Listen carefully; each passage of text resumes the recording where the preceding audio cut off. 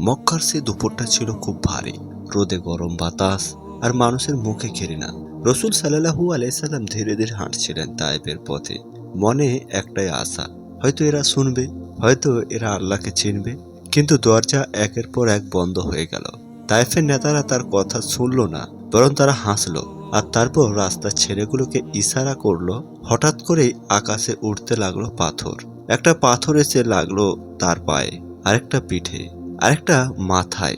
রসুল সাল্লাল্লাহু আলাইহি সাল্লাম চুপ করে এগিয়ে যাচ্ছিলেন। কোনো অভিশাপ নয়, কোনো চিৎকার নয়। পা থেকে রক্ত পড়ছিল, জুতার ভিতর রক্ত জমে গিয়েছিল। শেষমেশ তিনি আশ্রয় নিলেন একটি আঙ্গুর বাগানে। দেওয়ালে হেলান দিয়ে দাঁড়িয়ে চোখ বন্ধ করলেন। কণ্ঠ কেঁপে উঠল, হে আল্লাহ, আমি তোমার কাছে আমার দুর্বলতার কথা বলছি। ঠিক তখন আকাশ নড়ে উঠল। জিব্রাইল আলাইহিসসালাম এসে বললেন, হে আল্লাহর রসুল, আপনি চাইলে এই পাহাড় দুটো এক করে দিয়ে এদের শেষ করে দিতে পারি। এক মুহূর্ত নীরবতা। রসুল সাল্লাল্লাহু আলাইহি সাল্লাম চোখ তুললেন আকাশের দিকে।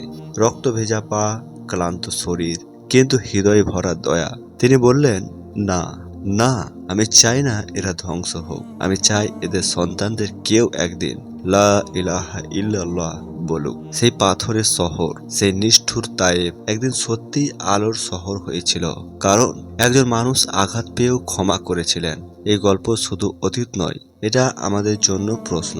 আমরা কষ্ট পেলে কি করি, বদলা নাকি দোয়া?